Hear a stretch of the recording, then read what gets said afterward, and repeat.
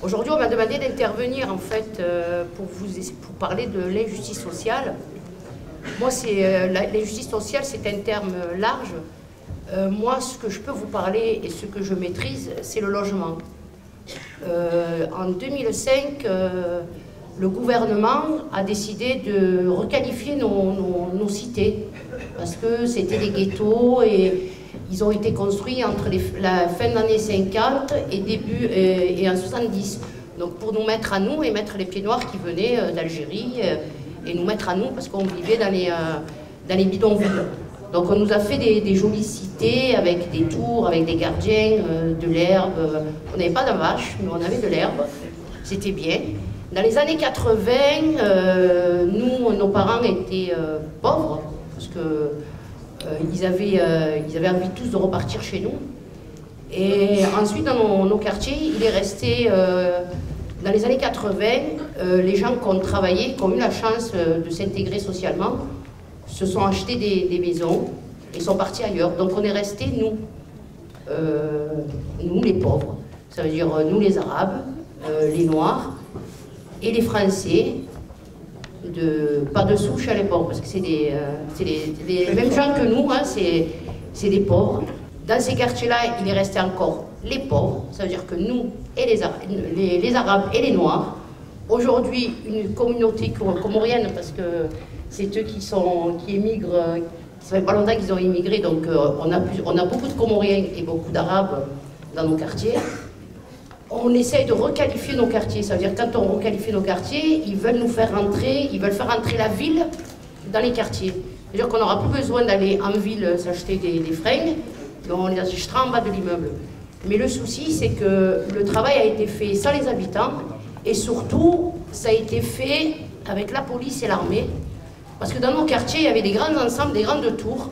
Aujourd'hui, dans tous les quartiers de France qui sont requalifiés, on détruit des tours pour ouvrir des rues qui redeviennent à la municipalité pour que la police puisse pénétrer quand il y a un problème, parce que ça, ils ont réfléchi en 2005 que la police ne pouvait pas rentrer sur Paris. Mais nous, même à Marseille, on nous le fait. La rénovation urbaine, c'est l'Agence nationale de la rénovation urbaine, c'est l'ANRU, et qui se passe aujourd'hui sur Marseille. Je ne sais pas si vous avez vu, c'est le même système Euromède, c'est la même chose que l'ANRU qu'on a dans nos quartiers. Donc aujourd'hui, ils prennent nos populations, et le mot que je vais dire, il est fort, et je le pense, il faut de la déportation de nos parents. Ça veut dire qu'ils déportent une mère de 80 ans dans un immeuble, ils découvrent de l'amiante, ils la reprennent, ils la déportent, ils la mettent dans un autre appartement.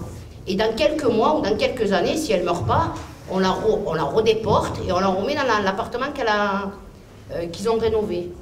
Donc aujourd'hui, ce qu'il faut savoir, c'est qu'au niveau de la rénovation urbaine, le gouvernement a demandé à ce qu'on fasse de l'insertion, qu'on fasse de l'économie, qui s'occupe de nous, parce que dans nos quartiers, il fallait qu'on s'occupe de nous, parce que nous, on n'est pas intelligents, donc on réfléchit pour nous, hein, parce que les projets qu'ils ont faits, ils ont été faits sans nous et avec notre argent, même si on a l'impression de ne pas payer, mais c'est avec notre argent qu'ils réfléchissent. Donc ils viennent, ils nous posent des projets, et ces projets-là, ils ne sont pas pour nous, mais ils sont contre nous. Il y a l'ANRU qui commence à la soude.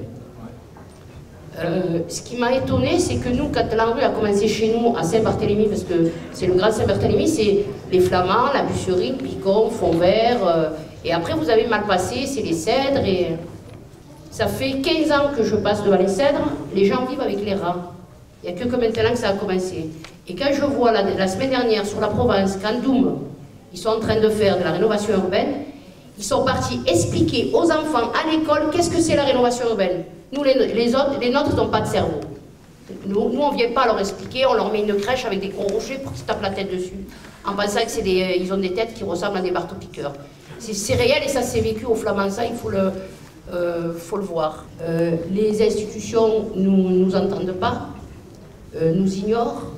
Aujourd'hui, tout ce qui est gouvernement nous ignore parce que tout ce qui est travaillé avec les associations de locataires, on nous fait croire que notre parole, elle peut aller ou porter des choses. Non, elle n'est pas portée. Nous, au Flamand, on s'est battu pour un feu rouge et qu'on a posé provisoirement, mais il m'a valu la menace d'un élu donc, qui devait me casser les jambes. Je les ai encore.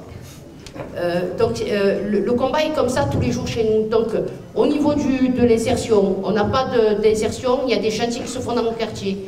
Vous y avez droit, on ne nous prévient pas.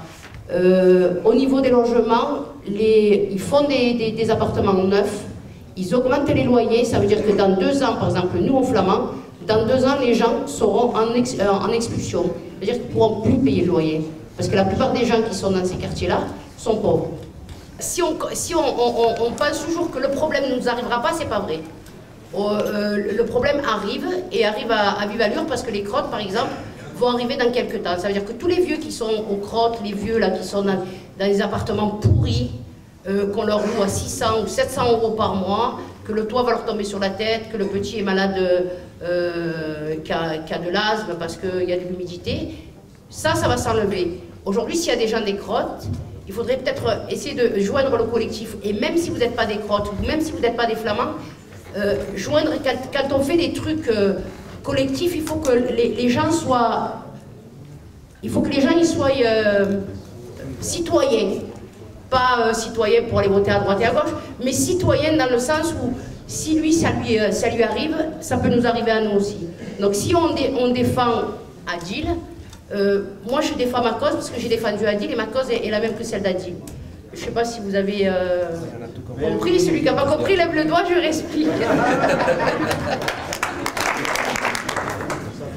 Donc je veux juste rajouter quelque chose. Les gens aujourd'hui dans les quartiers sont fatalistes, ils baissent les bras, mais je pense qu'ils ont une conscience qui commence à arriver parce qu'on fait des petites actions qui vont, et on a besoin que les gens puissent se mobiliser. Et merci beaucoup. Et j'espère